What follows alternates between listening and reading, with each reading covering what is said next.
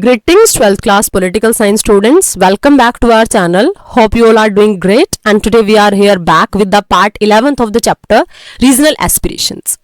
Till now we have completed 10 parts of the same chapter in which we have understood the whole of the scenario of the country. We have understood what was happening in north.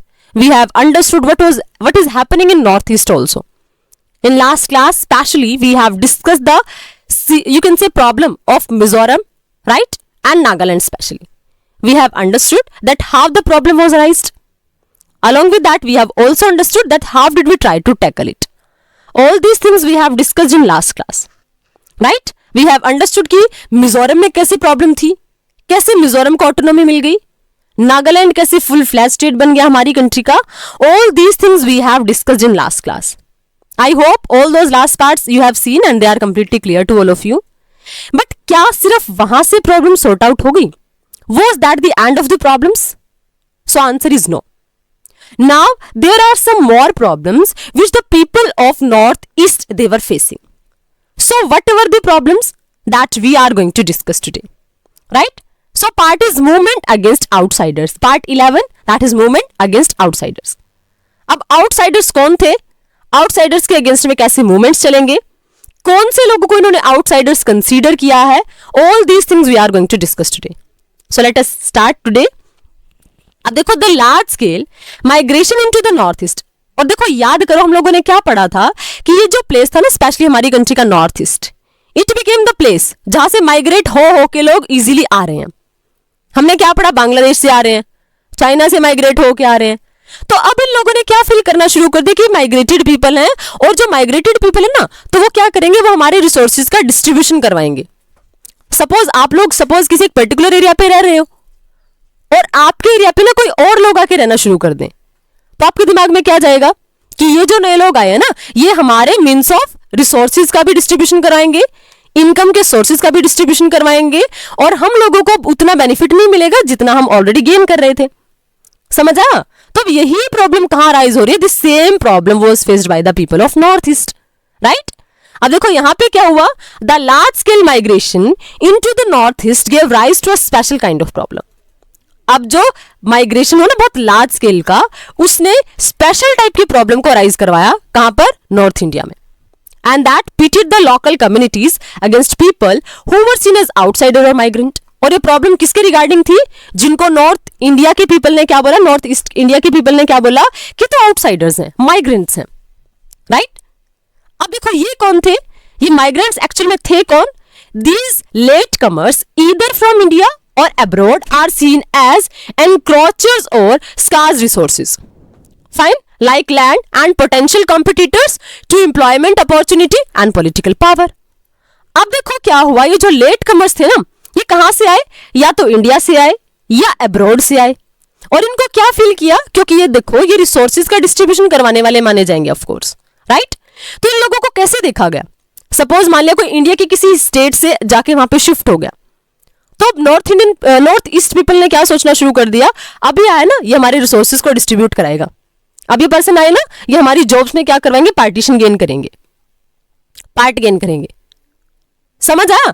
अब देखो क्या होगा कि अब ये जो outsiders थे वो कहां से थे, या तो अब्रॉड से थे या इंडिया से थे, और नॉर्थ इंडियन पीपल ने इनको कैसे देखना शुरू कर दिया, नॉर्थ इंडियंस ने इनको देखा as an outsiders only, right. और अब देखो इनको क्यों देखा, और देखो आउटसाइडर्स के साथ इनको देखा एनक्रोचर्स. एनक्रोचर्स कौन से होते हैं, जो क्या कराएंगे, encroachers were specially those people जो रिसोर्सेज को डिस्ट्रीब्यूट करेंगे. समझा? मतलब कब्जा करेंगे आपके रिसोर्सेज पर फोर्सफुली, क्योंकि देखो हो सकता है जो बाहर से है वो आपसे ज्यादा कैपेबल पर्सन है, तो अब ये लोग क्या करेंगे, अब नॉर्थ ईस्ट के पीपल के माइंड में क्या है कि अब ये पर्सन आए ना ये हमारे रिसोर्सेज पर कब्जा करेंगे, राइट. और फिर क्या हुआ, और ये क्या प्रोवाइड करवाएंगे, and political competitors to employment opportunity. और एम्प्लॉयमेंट भी अब देखो पहले काम करने वाले 10 लोग हैं, राइट, और काम बहुत ज्यादा है, अब बाहर से 20 लोग और आ गए तो काम करने वाले ज्यादा हो गए ना, तो अब उन लोगों को पहले जितनी उनकी मनमर्जी के अकॉर्डिंग वेजेस नहीं मिलेंगी. तो इन लोगों ने क्या फील किया कि अब एम्प्लॉयमेंट की जो अपॉर्चुनिटी है ना उसमें भी कंपटीशन इंक्रीज होगा, पॉलिटिकल पावर भी डिस्ट्रीब्यूट होगी. This issue has taken political and sometime violent form in many states of the north east. और इसी इनसिक्योरिटी की फीलिंग ने क्या करना शुरू कर दिया, लोगों के माइंड में वायलेंट अराइज करवा दी, वायलेंस जनरेट करवा दी। समझा? फिर क्या हुआ? The Assam movement from 1979 to 1985 is the best example of such movements against outsiders.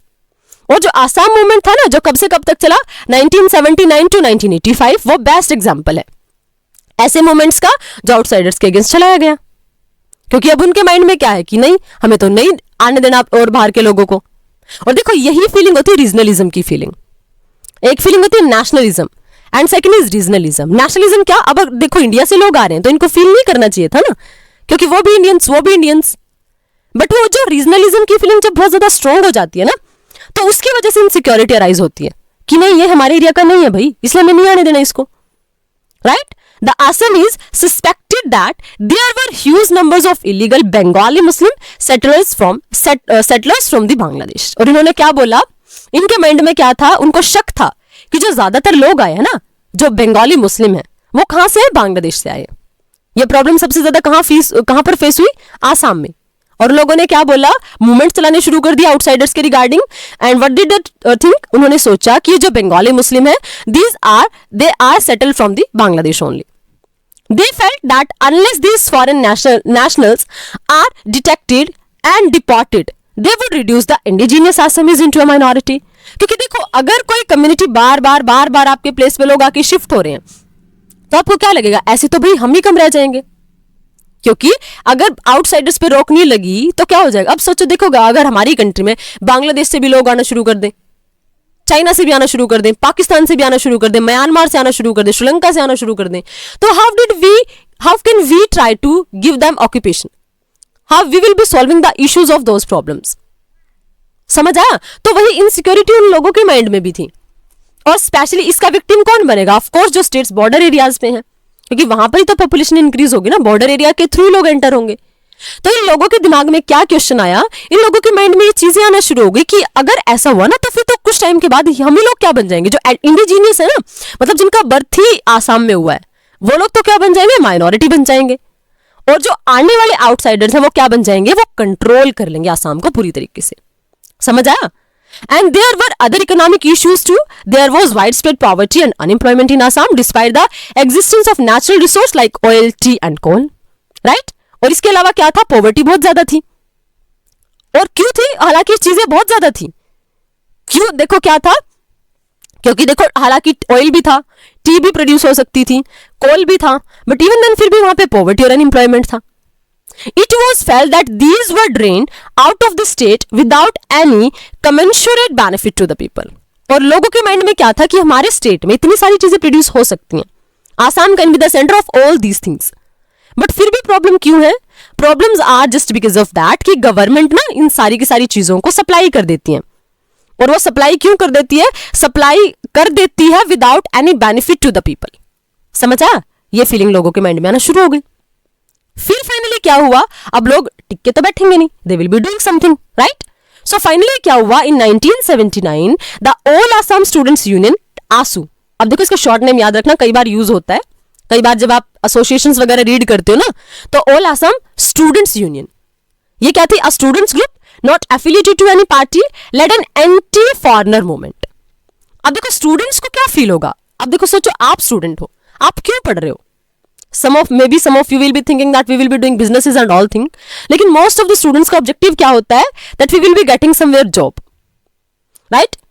लेकिन अब देखो अगर आपको ऐसा फील हो कि आपके लिए तो जॉब की अपॉर्चुनिटी है ही नहीं, क्योंकि आपके लिए जो जॉब की अपॉर्चुनिटी है ना वो तो कोई और ग्रैब कर लेगा, तो यू विल बी थिंकिंग कि हमारी स्टडीज का भी कोई बेनिफिट नहीं है फिर तो। और वो क्यों नहीं है? क्योंकि बहुत ज्यादा फॉरेनर्स लोग आपकी कंट्री में आ गए हैं और वो कंपटीशन करेंगे आपके साथ, and you will not be able to get the appropriate position according to your qualities। तो ये सेम इशू कहां हुआ? आसाम में हुआ। उन्होंने आसू एक एसोसिएशन बनाया, स्टूडेंट्स का यूनियन बनाया, हालांकि वो किसी पार्टी से उसका कोई कनेक्शन नहीं था, बट इवन देन ये किसके अगेंस्ट था? एंटी फॉरेनर, कि अब हमें फॉरेनर्स को नहीं आने देना अपनी कंट्री में।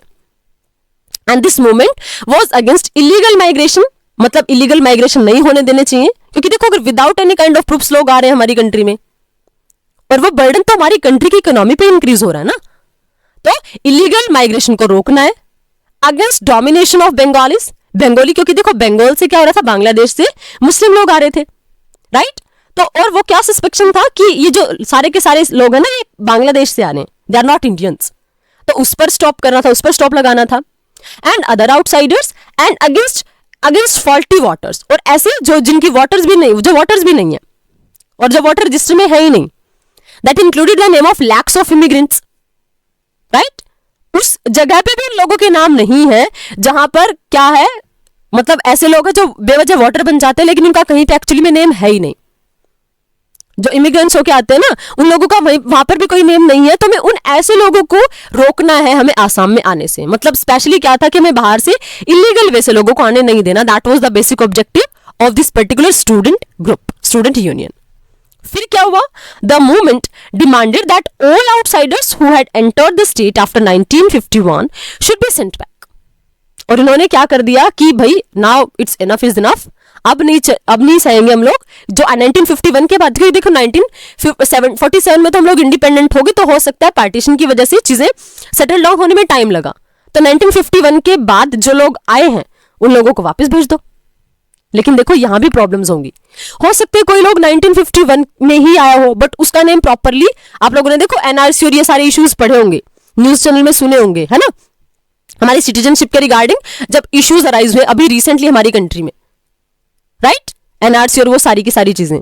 तो हो सकता है कुछ ऐसे लोग भी बेवजह उसमें फंस जाएं जिनके पास प्रॉपर रिकॉर्ड नहीं है, प्रॉपर प्रूफ नहीं है, बट इवन देन उनकी जनरेशन से कुछ लोग वहां पर रहते आ रहे हैं, समझ आया। तो उन्होंने क्या बोला कि 1951 के बाद जो भी आना उनको वापस भेज दो। The agitation followed many novel methods and mobilised all section of Assamese people drawing support across the state. और इस एजिटेशन मतलब प्रोटेस्ट को बहुत सारे लोगों ने बहुत सारे मेथड के थ्रू इसको सपोर्ट किया। सारे के सारे आसामीज लोगों ने इसको ज्वाइन कर लिया एक टाइप से, और सारे स्टेट में इसको सपोर्ट मिल गया। ऑफ कोर्स लोग इसको सपोर्ट करेंगे जब उनको लगेगा कि जब इतने सारे लोग बाहर चले जाएंगे तो हमें तो बहुत अपॉर्चुनिटी मिलेगी ना ऑक्यूपेशन की। Getting my point, right. तो अब उन लोगों के दिमाग में क्या आया कि अगर इतने सारे लोग जाएंगे कंट्री से तो रिसोर्सेज हमारे पास रह जाएंगे, क्योंकि वो लैंड को अपने साथ ही लेके जा सकते, and we will be getting more opportunity, more occupation opportunity. तो फाइनली क्या होगा, इन सारे के सारे लोगों ने, आसाम में सारे लोगों ने इसको सपोर्ट करना शुरू कर दिया। So it was involve many tragic and violent incidents leading to loss of property and human lives. और देखो फाइनली हमेशा अल्टीमेटली लॉस किसका होता है, कॉमन पीपल का। यहां पर भी वही हुआ, बहुत ज्यादा वायलेंस हुई और इसकी वजह से प्रॉपर्टी का भी ह्यूमन लाइफ का भी बहुत ज्यादा लॉस हुआ।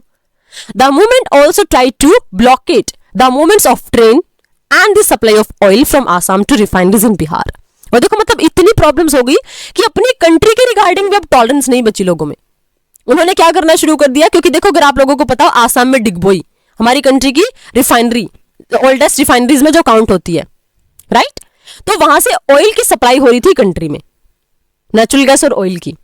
तो उन्होंने वो क्या कर दी, वो सप्लाई ही बंद कर दी। मतलब इतना अग्रेशन था लोगों के माइंड में, तो यू कैन फील कि कितना अग्रेशन भरा होगा उस टाइम पे, राइट। अब उसके बाद फिर eventually after 6 years of turmoil the Rajiv Gandhi led government entered into negotiations again. फिर से who is the leader, Rajiv Gandhi. फिर उन्होंने सोचा कि वो कोशिश करेंगे, सेटल डाउन करेंगे नेगोशिएशंस के थ्रू। आसू लीडर, अब देखो आसू को क्या था आपका, ऑल आसाम स्टूडेंट यूनियन, इनके साथ वो लोग नेगोशिएशंस करेंगे। Leading to the signing of an accord. Accord मतलब क्या होता है, स्पेशली एग्रीमेंट ही होता है। देखो हर बार राजीव गांधी की लीडरशिप में एग्रीमेंट हो रहा है, मिजोरम के साथ भी, नागालैंड के साथ भी, अगेन अब आसाम के साथ भी।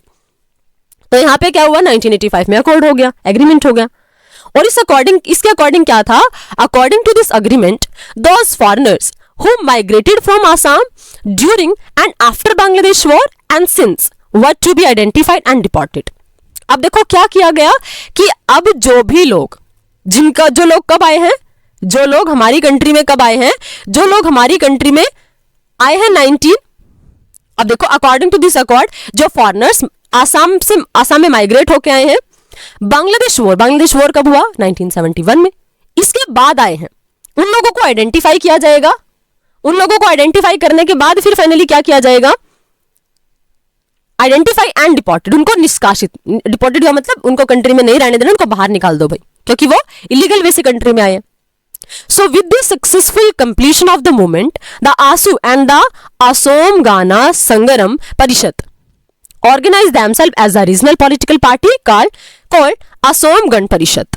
अब इन्होंने क्या किया, देखो जो आसू, जो हमारा स्टूडेंट यूनियन था, जिसके रिगार्डिंग कोई भी पॉलिटिकल पार्टी से उसका कोई लेना देना नहीं था, बट वो इतनी ज्यादा पॉपुलैरिटी गेन कर ली उन लोगों ने कि वो फाइनली पॉलिटिक्स में एंटर हो गए। And that is a better manner to enter in the politics, कि आप रीजनल इश्यूज को in front of the government represent करो, in front of the country represent करो, and people will be definitely support you. और same किसने किया, आसू ने किया। जैसे ही सक्सेसफुल कंप्लीशन हुई, मतलब देखो राजीव गांधी ने मान लिया कि अब बांग्लादेश वॉर के बाद जो भी आएंगे हम उनको आइडेंटिफाई करेंगे और बाहर निकाल देंगे कंट्री से। तो जैसे ही सक्सेसफुल कंप्लीट हुआ ये मूवमेंट, तो फाइनली आसू और असम गण संगम जो परिषद थी, उन्होंने क्या किया, रीजनल पॉलिटिकल पार्टी में कन्वर्ट कर दिया खुद को, और फिर क्या बना, एक आसाम परिषद, Assam Gana Parishad, right. And it came to power in 1985 with the promise of resolving the foreign national problem as well as build a golden Assam। और अब ये लोग ऑफ कोर्स अगर पॉलिटिक्स में आ गए तो they will have to do some promises to the people, right. और इनको प्रॉमिसेस करने पड़े कि इन्होंने क्या बोलना पड़ा कि हम फॉरेनर, जो हमारे फॉरेन से रिलेटेड इंपॉर्टेंट प्रॉब्लम्स है ना, हम उसको सॉर्ट आउट करेंगे, और उसके अलावा हम क्या बनाएंगे, गोल्डन आसाम बनाएंगे। समझ आया। अब उसके बाद Assam accord brought peace and change the face of politics in Assam. Assam accord ने पीस मेंटेन कर दिया हालांकि, और जो पॉलिटिक्स ना आसाम की वो चेंज कर दी, मतलब उसका पूरा का पूरा फेस ही चेंज कर दिया। But it did not solve the problems of the immigration. लेकिन इमिग्रेशन की प्रॉब्लम तो सॉल्व नहीं हो पाई, राइट, क्योंकि फिर से लोग आना जाना तो चलता रहा, तो इमिग्रेंट्स की प्रॉब्लम सॉल्व नहीं हो पाई इमिग्रेशन की। The issue of the outsiders continues to be a live issue in the politics of Assam. और जो आउटसाइडर का इशू था वो आज भी ऐसा इशू बना हुआ है। उन्होंने बोला था ना कि हम फॉरेनर्स के रिगार्डिंग कोई एक ऐसा सॉल्यूशन लेके आएंगे, गोल्डन आसाम बनाएंगे, but that was not possible. क्या हुआ कि इनके रिगार्डिंग जो इशू वो आज भी चलता रहता है। And many other places in the north east, और बहुत सारे नॉर्थ ईस्ट में भी अभी भी ऐसी प्रॉब्लम है जो चलती रहती है, मतलब the people are facing the problem from the migration, right.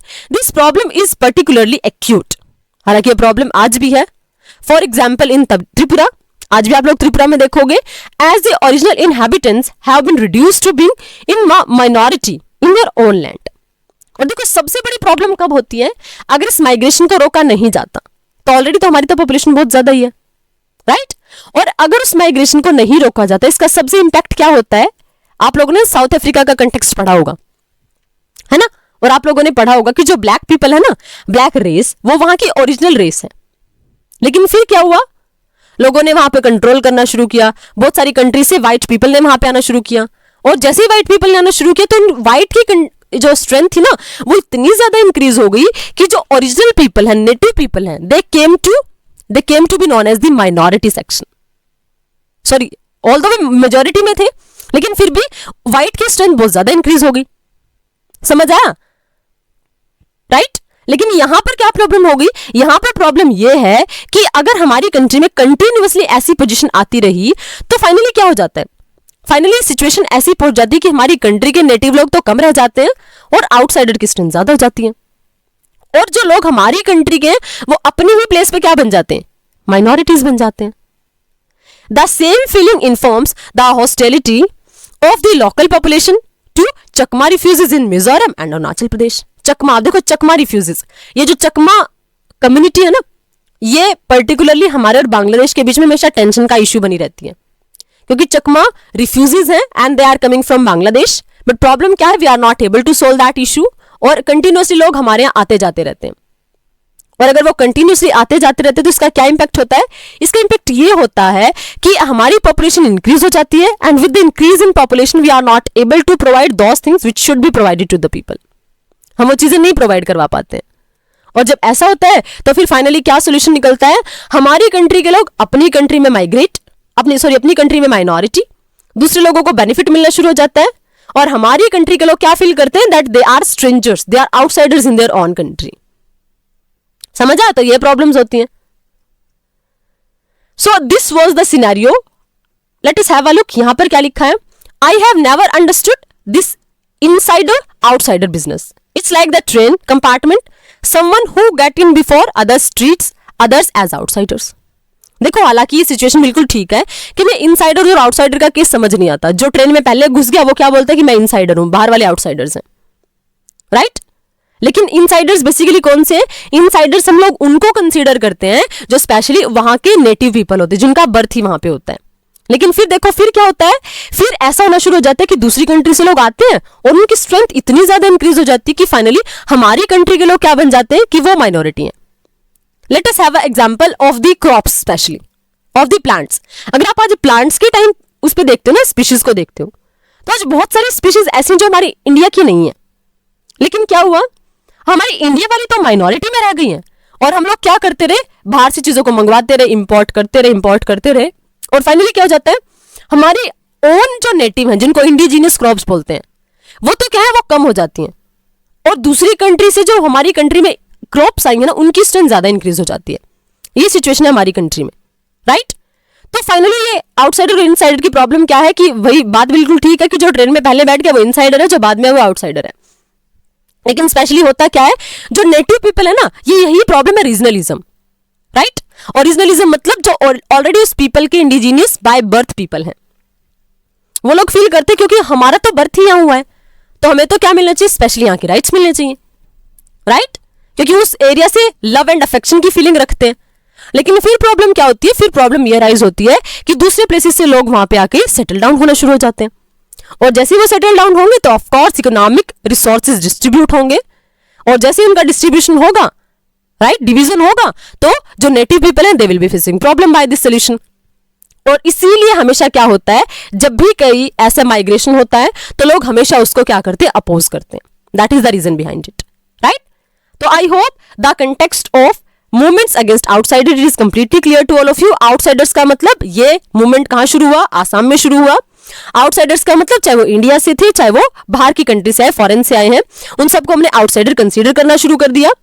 In outsiders ने क्या करना शुरू कर दिया, उन रिसोर्सेज को डिस्ट्रीब्यूट करवाना शुरू कर दिया और इन रिसोर्सेज के डिस्ट्रीब्यूशन से क्या हुआ, हमारी कंट्री में आसामीज पीपल ने फील करना शुरू कर दिया कि हम हमारी कंट्री में से तो माइनॉरिटी बन जाएंगे, तो उन लोगों ने इनके अगेंस्ट में वॉइस राइज करना शुरू कर दिया। वहां से एक स्टूडेंट्स की यूनियन बनी, that was AASU, all Assam student union, right. Although it was not a political association till then, but उन्होंने डिमांड्स उठाई तो सारे के सारे आसामीज पीपल ने इसको ज्वाइन कर लिया और जैसे ही आसामीज पीपल ने इसको ज्वाइन किया तो फाइनली क्या हुआ, मूवमेंट्स होना शुरू हो गए और जब मूवमेंट्स होना शुरू हुए तो it was very much required to maintain peace and that same task was done by Rajiv Gandhi. यहां फिर एक एग्रीमेंट हुआ राजीव गांधी की गवर्नमेंट के साथ, अकॉर्ड हुआ 1985 में, जिसके थ्रू क्या माना गया कि जो पीपल बांग्लादेश वॉर के बाद आए हैं, 1971 के वॉर के टाइम में उसके बाद आए हैं, तो उनको आइडेंटिफाई किया जाएगा और उनको बाहर निकाला जाएगा। This was the solution. और जिन लोगों ने सोल्यूशन को फाइंड आउट करने में इंपॉर्टेंट रोल प्ले किया था, आसू और आसाम गण परिषद, आसाम संगम परिषद, उनको क्या माना गया कि अब भाई इन्होंने ये सारी प्रॉब्लम सोल्व कराई हैं तो पॉलिटिकली इंपॉर्टेंट बन गए और फाइनली उन्होंने गवर्नमेंट फ्रेम कर ली और क्या बोला कि अब हम गोल्डन टाइम लेके आएंगे, किसके लिए, आसाम के लिए, राइट। लेकिन फाइनली आज तक भी हम लोग इन सारी प्रॉब्लम्स को प्रॉपर्ली सोल्व नहीं कर पाए हैं। Okay, so we are able to see this kind of things always arise in the country, right. So I think all these things are completely clear to all of you.